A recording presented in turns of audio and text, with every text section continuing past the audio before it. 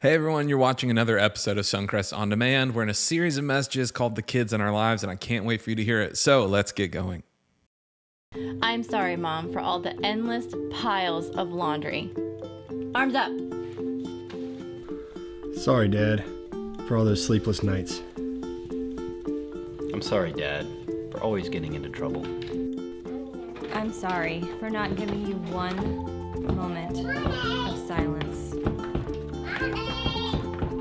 I'm sorry for everything. Really sorry. I'm sorry for always fighting with my brother. For treating you like an ATM machine.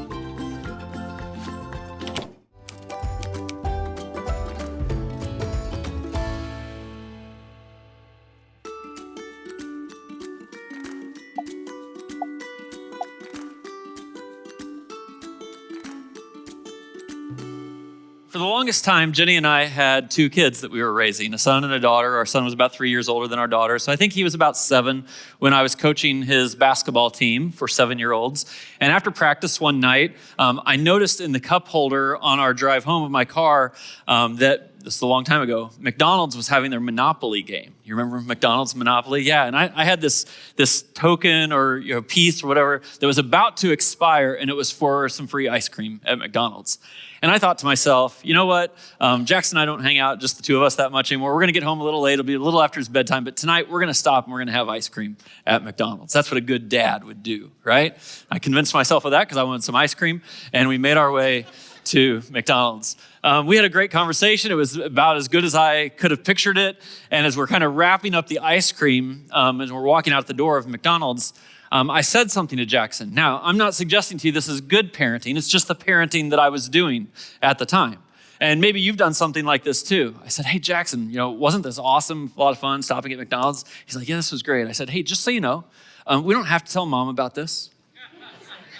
We definitely don't have to tell your sister about this. And, I looked in his eyes and he understood the assignment. That's what I was confident of. So we walk out to the parking lot, we get in the car, I put the van in reverse, and no sooner am I backing out of the parking space than I hear Jackson from the back seat pipe up and he says, hey, Dad, do you ever do things with Abby and not tell me about it?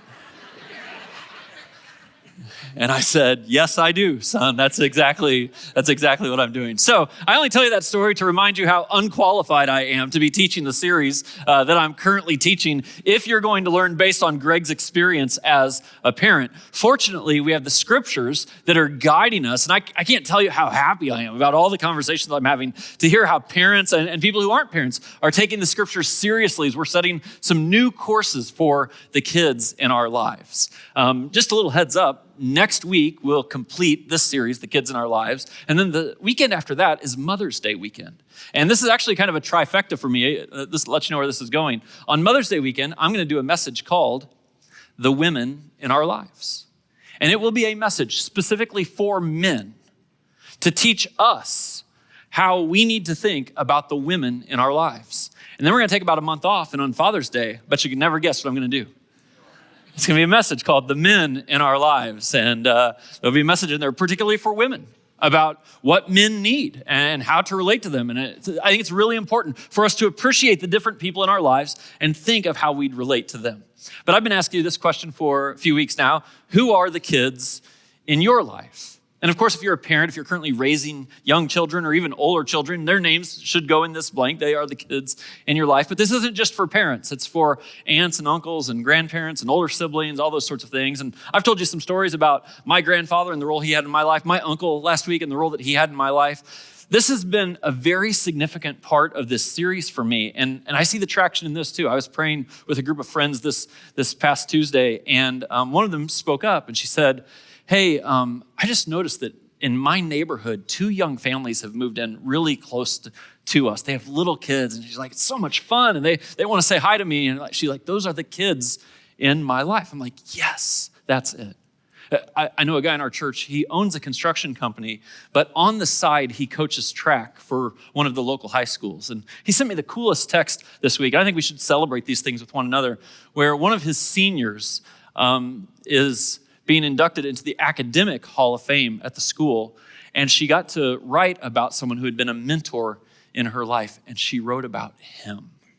And I'm like, it's so good. Can I read you just a few lines of what she wrote? I won't read the whole thing. She said, this mindset that she's been giving him credit for carried far past the track. It has permitted me to achieve academic marks that I had only previously admired of others. You never failed to make me seen. And through the next 4 years and beyond, all you have taught me about working hard and believing in myself will carry forward. I'm forever grateful for your time, your patience, and your investment in my success. And I'm like, that's awesome, isn't it? This isn't mom and dad, right? That's the point. These are the kids in our lives. I got an awesome email from a young lady in our church who said she's been thinking for a little while about reaching back out to her youth pastor from when she was in school. And this is 15, 20 years ago now. And she's like, I've always thought, I should write him a letter and tell him how much he meant to me. And she's like, last week, after you told that story about Shane and Larry, she's like, I had to sit down and write the letter. And I did. And I think this is what's so powerful. And it's not just that these people have shaped our lives. As any of you know, if there's someone in our family's orbit who is investing in our kids, we become instant fans of those people. 17 years ago, Jenny and I moved into the house that we live in now. It was a new neighborhood at the time, and there was a family next to us, had kids about the same age as ours. And Jenny and I just decided we're going to invest in the kids who are next door. One of those kids, her name's Lexi. She's just awesome. She grew up, with our kids, and we went to some games and we did all the fun things. And we went to her grad party and all that. Eventually, Lexi came to Suncrest, and she's taken some steps in faith. She was baptized here. It was awesome. Now she's serving in Suncrest Kids. But I tried to invest in Lexi, and Jenny tried to invest in Lexi, and we did. And now, 15 years later, Lexi is investing in our son, Davion. Can I show you some pictures? Because first of all, I love Halloween. This is 2 years ago at Halloween, Lexi and Davion, right? The Cape Crusade. Okay, this is last year at Halloween. Like, he's getting bigger, and he just wants to go next door to her house and get Lexi's affirmation. And then it goes beyond this, right? She's here at church, and she's taking pictures with him there, and then she takes him out to Culver's, and they have just a great time there. And I'm like, how much gold is that? To have somebody who lives next door to us who loves our kid and sees him as one of the kids in her life. One of the things that I love to do, I'm just a big fan of high school sports. So whenever there's teenagers in our church who are playing high school sports, I try to go see them, support them if I can. There's a lot to do, but Drake Bowen was one of those guys, and he played at Andrea not that long ago. I took Davion to go see Drake, and it was so funny in this game. Drake was a star. Drake was actually Mr. Football for the state of Indiana, and so we're watching Drake's game after this picture, and on every play, Davion says, was that Drake? Because he has no idea what's going on the field. But the actual answer to the question was, yes, that was Drake. Again, every single play, it was like, yes, that's him. But it wasn't just then. Then he walks down the hall at church, and Davion just falls in love with this guy. And can I just show you kind of a series of pictures here? This is wild to me. Drake plays football for Notre Dame now, and baseball actually for Notre Dame too. And he brought a bunch of his teammates from Notre Dame's football team to our Easter services a little over a year ago. And then they all went down and they wanted to take a picture with Davion. I'm like, that's cool, right? Davion's soaking all this up. Look at this next picture. Drake's like, how about I give him a jersey, write a little play like a champion today. I'm not even a Notre Dame fan, right? And I love this. And then last fall, we're watching Drake on TV, and this is it, right? And then, you come back again this past Easter, and Drake goes down the hall to see Davion here. And I'm just like, you can't beat that. For you, not just for your own kids, and especially those of you who don't have kids at home. If you give a little attention to a child, they will look up to you. Davion would do anything that Lexi or Drake asks him to do. And thank God they're the people in his life, because they're going to ask him to do good things. So never let us fall short of that. If you need another example, we could use Jesus. Jesus was not a parent. We all understand that, right? And when Jesus had the chance to interact with the kids in his life, this is how that scenario went. He said, let the little children come to me and do not hinder them, for the kingdom of heaven belongs to such as these. And it's so powerful for us to be focused on the next generation as a church collectively, but you individually shaping the kids in our lives. So just a quick review of where we've been. And first week we said the superpower of every person and every parent is setting your aim. Theologically, when you think about God, one of the things he's given to all of you is the the power of a free will. You get to choose. And you get to choose small things in life. But it's really 4 or 5 big decisions in our lives that shape the rest of our lives. And you get the power to choose what direction you're going to go, who you're going to marry, what you're going to decide about faith, and what you're going to aim at for your kids. What's your primary way of developing them? What is the environment that you want them to grow up in? What are the values that you want your family to home? That's our superpower. We get to decide that. And if that's the superpower, then this is the kryptonite, flying solo. And this is a big deal theologically also, that God designed each one of us to be relational beings, to live in isolation, to go it alone, to think independence is the goal, is wrong. It is not the way you were created by God. He created you as parents to pull together in unity in raising your kids, make sure you're on the same page, have those conversations, work hard together. And he designed all of us to help parents pull together as we're raising kids. So the third week here is the inescapable message of every parent. The message you are giving to all of your kids is, watch me. Watch me. Let me take this off of all of you as parents for a moment, and let's just have everyone in the room think about our own parents. And when you think about your parents, here's probably how you think about it. You think, I don't know, they gave me a lot of advice. Some of it made sense. I mostly just watched what they did.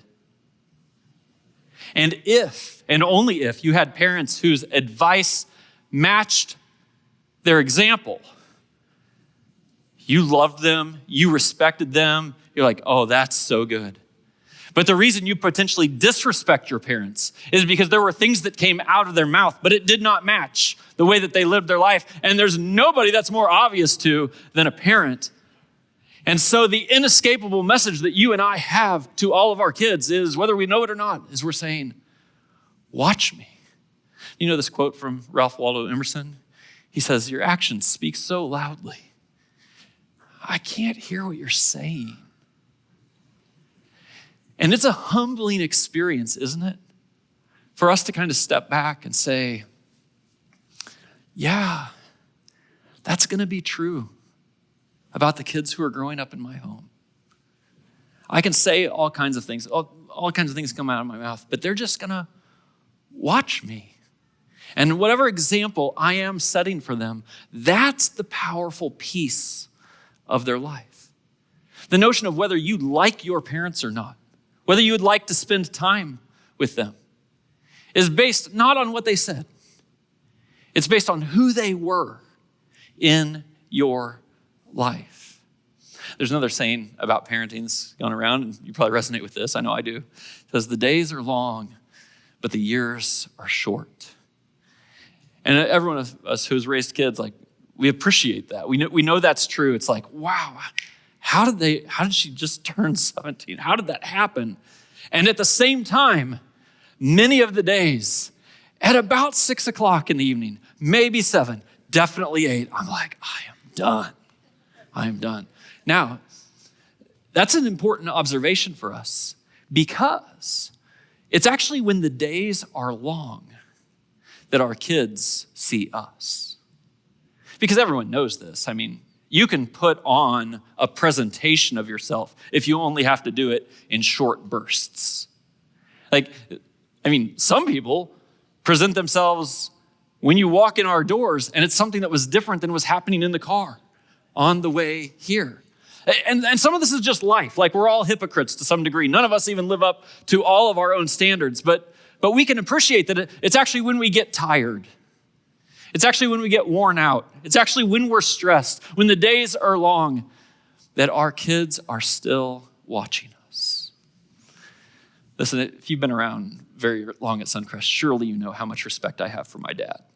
My dad is a remarkable dad, passed away now a number of years ago, left a big hole in my life. But I'm going to tell you 2 quick stories here that are not flattering about my dad, okay? I remember when I was pretty young, and my dad, he was a godly man. He was a leader in our church. He was someone who would volunteer to coach the Little League team. That was him. I never heard my dad use bad language. Never. Just never heard it. Until one night, and I wasn't in the room, but I could hear it from the other room. And my dad just went off. He and my mom were having an argument, and he said, "What the F do you want me to do, Susan?"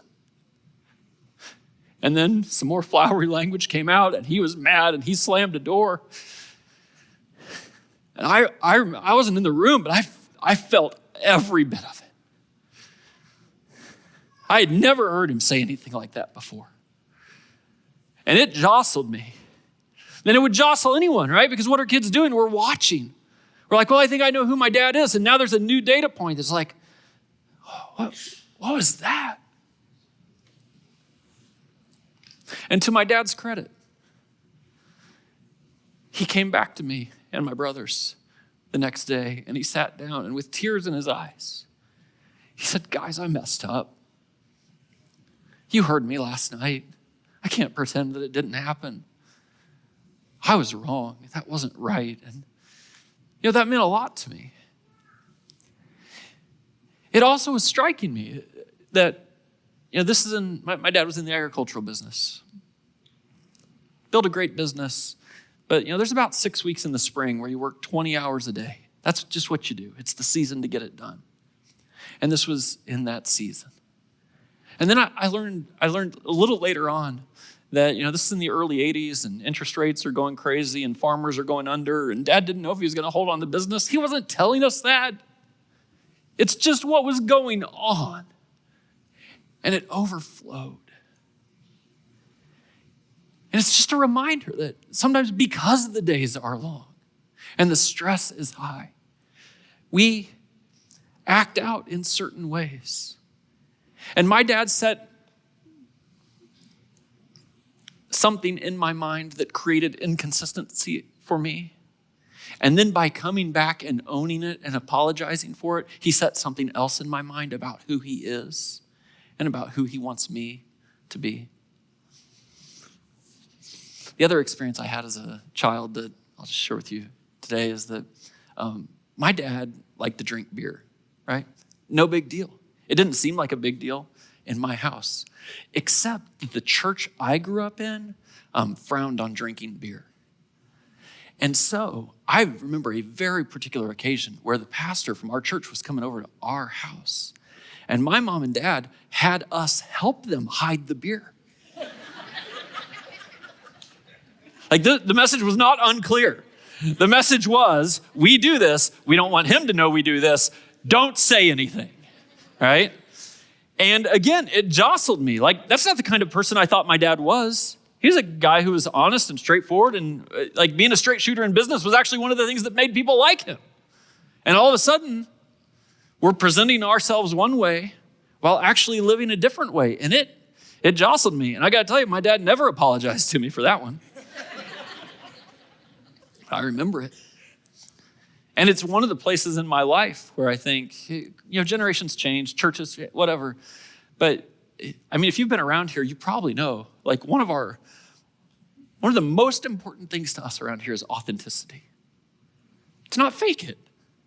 To not act like you have it together when you don't, to be honest about your shortcomings, to do that. And I promise you, that comes out of me and it goes straight back to that situation. And I was actually deciding I don't want to be like my dad. That's what I was deciding. And I'm just telling you, your kids are watching. We were watching. And it matters. So let me shape the rest of this message around 4 questions, the first 3 of which are questions I think your kids are asking while they're watching you. And these are not easy questions. I'm not trying to give you easy questions. Here's a question your kids are asking. Do mom and dad, protect and trust me? Your kids are asking that in their mind, and they're watching you. Now, the idea of protection and the idea of trust are actually kind of up against each other. I don't know if you noticed that. Like, it would be easy to say, do they protect me? Yes. Do they trust me? Yes. But when you have to put protect and trust together, that's the hard part, right? We have to calibrate that in some way. And I don't know if you have observed this, but one of the things that social observers are now looking at on our society is the notion that parents have essentially started to follow the religion of safetyism. And that the protection of our kids has kind of gone bonkers. I read a study just a few weeks ago, and it was talking about over 4 generations, how much smaller the circle has become for how far 8-year-old kids are allowed to go from their home, right? The great-great-grandfather went 8 miles from his home by himself when he was 8 years old. The grandfather went 2 miles from his home when he was 8 years old. The mother went 1 mile from her home when she was 8 years old. And today's child gets to go 300 feet from his home by himself when he's 8 years old. And it mixes in with, the fear of a 24-hour news cycle to highlight things that were never highlighted before. We know stranger danger. We know it all like that. And parents have become very protective of their kids. But is it possible that in an effort to protect our kids, which has a good orientation and is a calling of God to protect them, that instead of kind of being the kind of parents who protect them by stepping in between difficult situations and standing up for them in a way your child would see, we just take out all their options. We don't trust them at all. And then the great irony of this, Jonathan Haidt, who's a professor at New York University, in an interesting cross-discipline, he teaches sociology in the School of Business at New York University. He's written a couple of books recently. One of them is called The Anxious Generation. And I think the data is, we probably all know it, of what teenagers over the last 10 or 15 years have experienced. This is what he says. Overprotection in the real world and underprotection in the virtual world is one of the primary reasons that those born after 1995 have become the anxious generation. And I got to tell you, the biggest regret that I have as a parent of my kids who are older is that I let them have smartphones too early. The smartphone, of course, opens up a window. It's not about hating technology, like all that, but it opens up a window to social media. It opens up a window to the world. It opens up a virtual world where I'd say, I'm not accusing you of this. I'm saying this was true of Greg Lee. And if I could help you not make one mistake that I have made, I would say, think a lot about what your kids are watching and this balance between protecting them and trusting them. And you probably give them a little more freedom in the physical world, in the real world. And you should probably not give them freedom in the digital world. And ration that out very, very gently. Here's another question. Kids are asking, well, do they correct me and encourage me? Again, this would be easy if you didn't have to do both, right? And some of you are. Some of you are just correctors, not encouragers at all, right? The experience of your kids is that mom and dad are a nag. They can never win. They can't do anything right. And they don't feel a sense of encouragement. And some of you are potentially encouragers who never correct anything at all. The Duke of Windsor said not that long ago, the thing that impresses me the most about America is how well parents obey their children.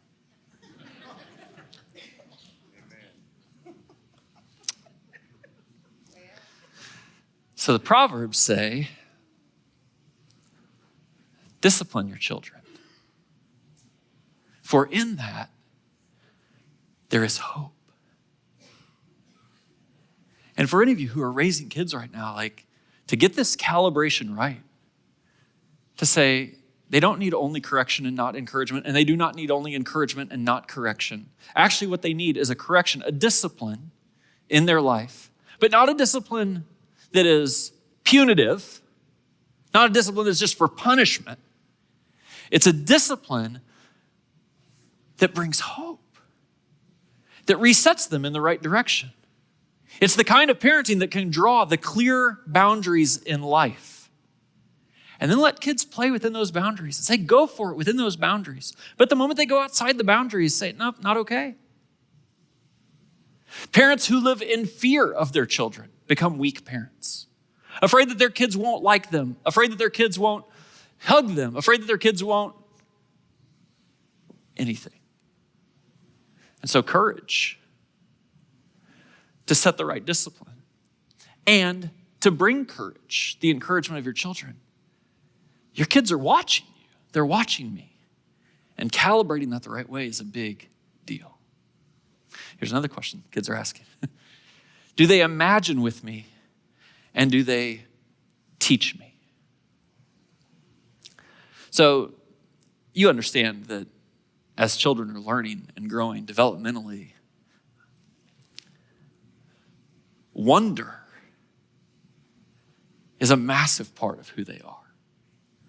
Imagining the world that's around them, trying to capture and put all this together and dreaming and thinking and all that's, it's beautiful.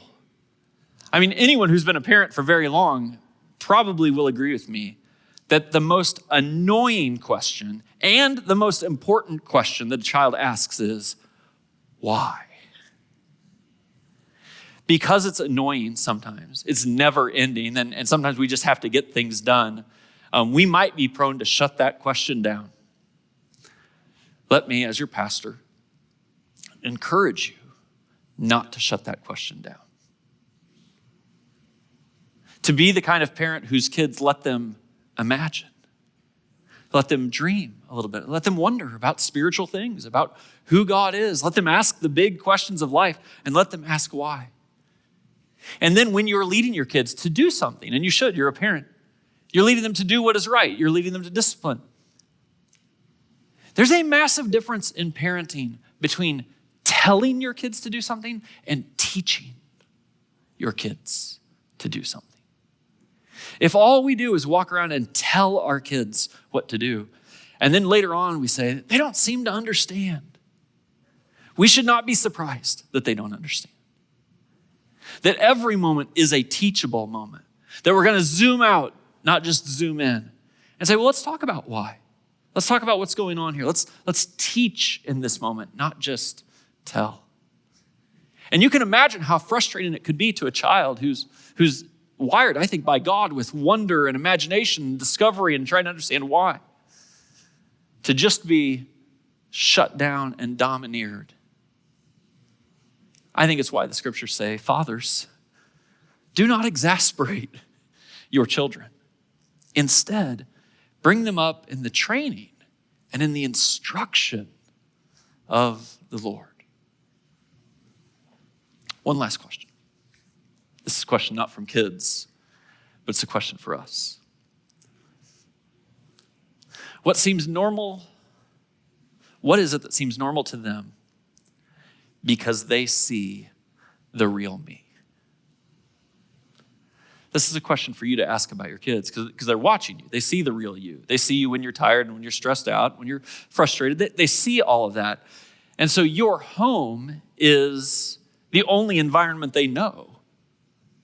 And since it's the only one they know, they'll think, well, that's what's normal. That's what you're supposed to do in that situation. That's what adults do in that situation. Whatever they see mom and dad doing. Now, this is fascinating to me because every now and then I'll be preparing to perform someone's wedding. And you have a young couple, they're early 20s or something like that, kind of starry-eyed about the future.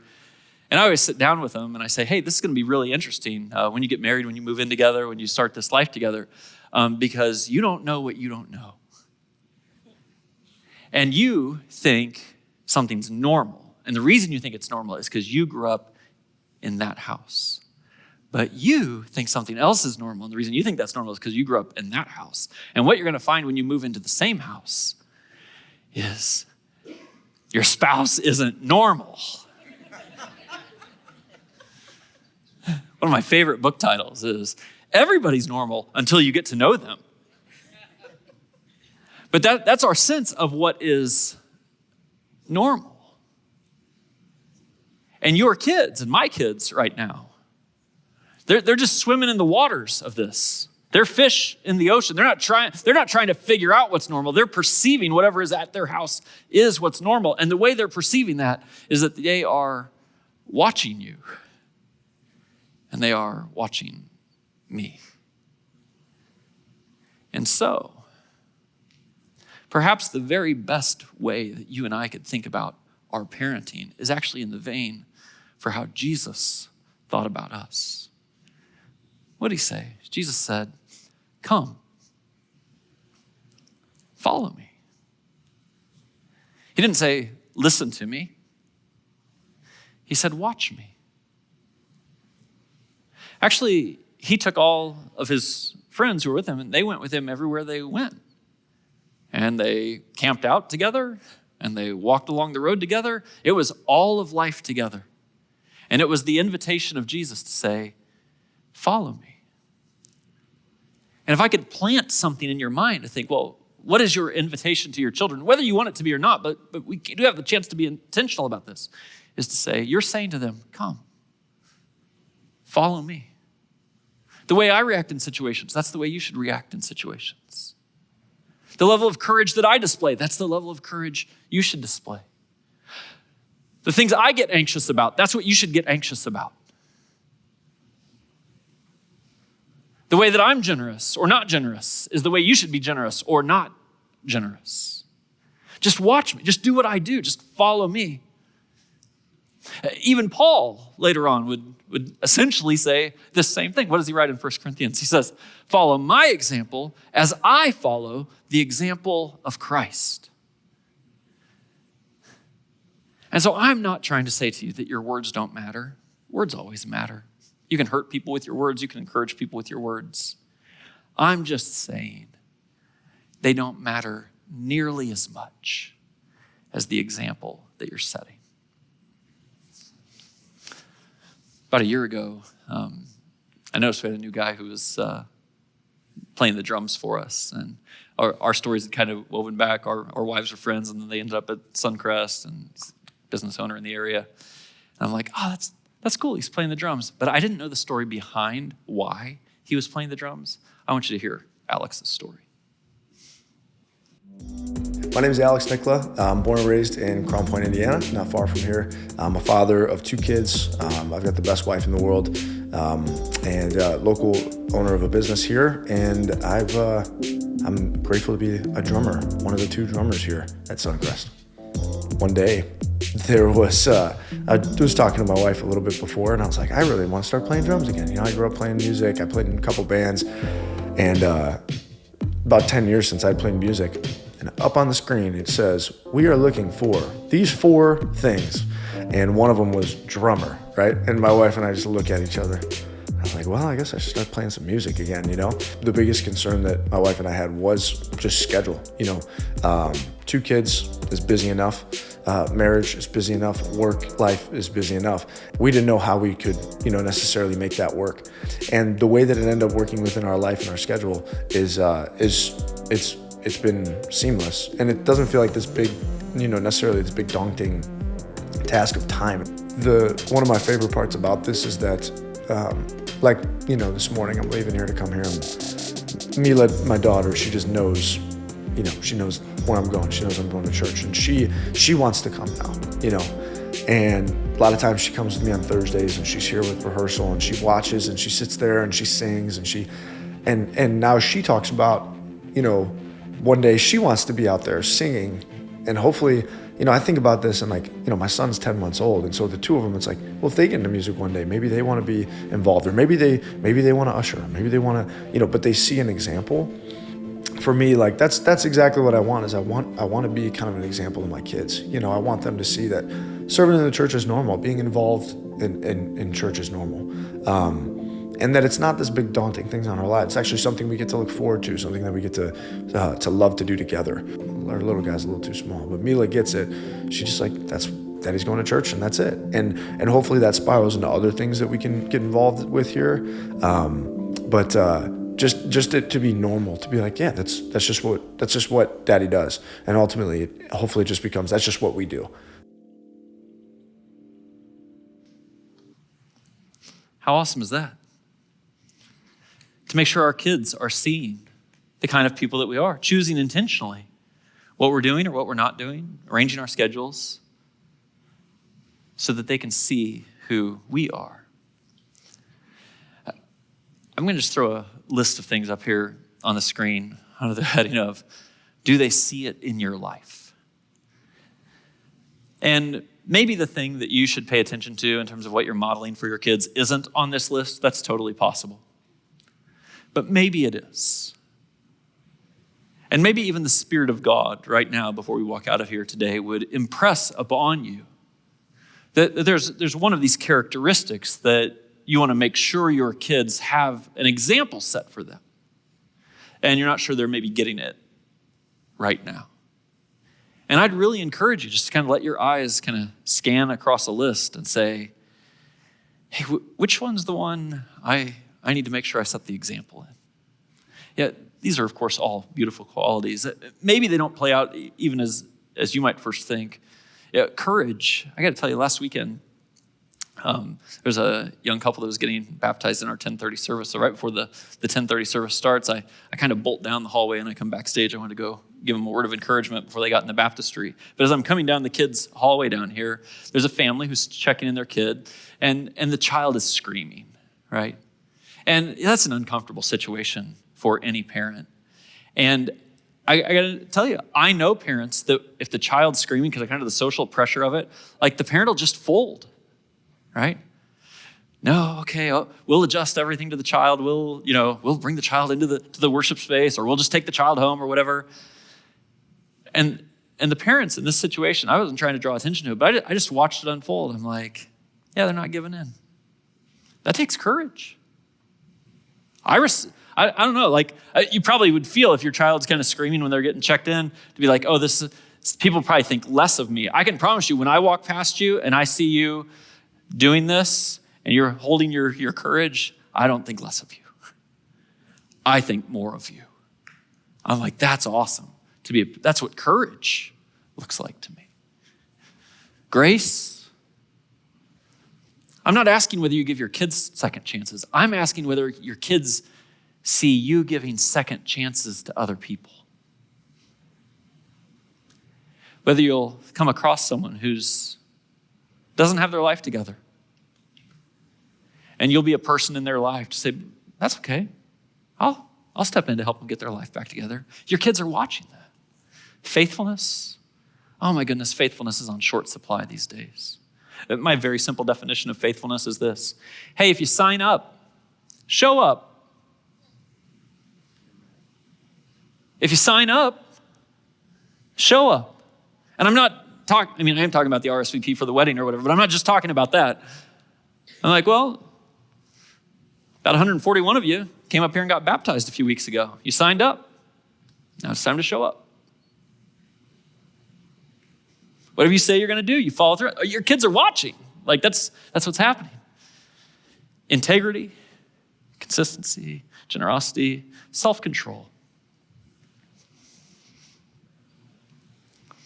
Yeah, when we're tired, we're angry, we're frustrated, you can let loose. You can be drawn to the addiction. Your temper can flare. All of that can be true. And of course, our kids are watching. And if you can't figure it out for yourself, will you go and get the help you need for them? They're watching. Faith. By faith, I don't mean do you go to church. I'm glad you go to church. I really am. But by faith, have your kids ever seen you do something that meant you had to trust God? Have you ever stepped into something that you didn't have figured out? You had to take a step of faith. You were pretty sure it was the right thing to do. And even though you couldn't figure it out, you said, I'm going to do the right thing anyway. That's faith. And I want my kids to see, I want your kids to see faith, trust of God in real life. Service, that's Alex's story. Relationships and friendships. I hope you value those. For you, for me, we can probably just let our eyes look at the list and say, all right, God, what is your Spirit leading me to do with this in mind. If you're looking for information on ways that you can take next steps in your faith journey or in your journey here at Suncrest, I want to invite you to take a look at suncrest.org/top4. On there, you'll see all of the things that we think it would be really good as easy next steps for you to get connected. Things like joining a group or a serving team, like our diaper collection, and lots of other stuff. So suncrest.org/top4 is the destination for you taking steps in your faith journey and your journey with Suncrest.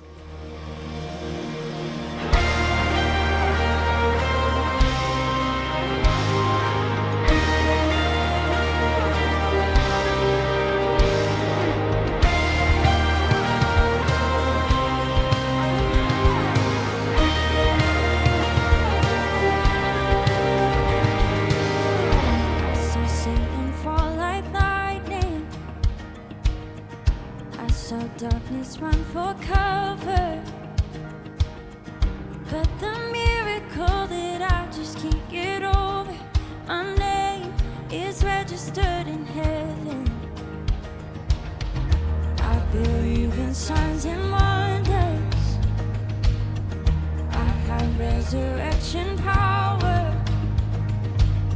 still the miracle that I just can't get over, my name is registered in heaven. Oh, my praise belongs to you forever.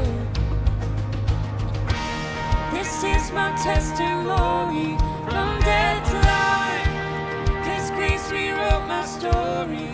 I'll testify by Jesus Christ the righteous. I'll testify. This is my testimony. This is my testimony.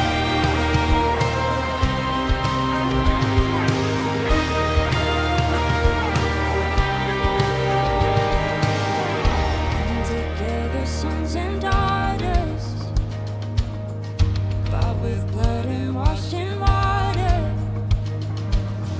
Sing the praises of the Spirit, Son and Father. Our God will finish what He started. Oh, our God will finish what He started. This is my testimony from death to life, 'cause grace rewrote my story. I'll testify by Jesus Christ the righteous. I'll testify. This is my testimony. This is my testimony.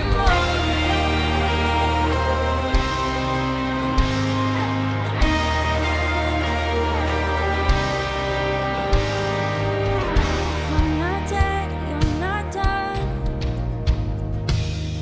Greater things are still to come. Oh, I believe. If I'm not dead, you're not done. Greater things are still to come. Oh, I believe. If I'm not dead, you're not done. Greater things are still to come. Oh, I believe. If I'm not dead, you're not done. Greater things are still to come. Oh, I believe.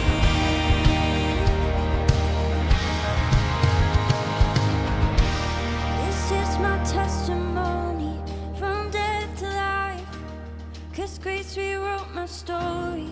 I'll testify by Jesus Christ the righteous. I'm justified. This is my testimony. Oh, I'm alive. This is my testimony from death to life, 'cause grace rewrote my story. I'll testify by Jesus Christ the righteous. I'll testify.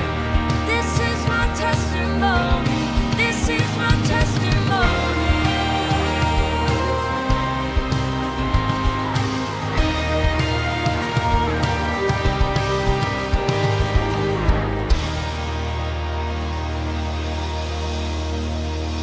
Every week, we pause everything we do, both in person and on demand, to remember the love of Jesus during time of communion. So, go ahead and find whatever food and drink you have available to you to remember Jesus' body and His blood that was broken and poured out for us so that we might know what real love and life can look like.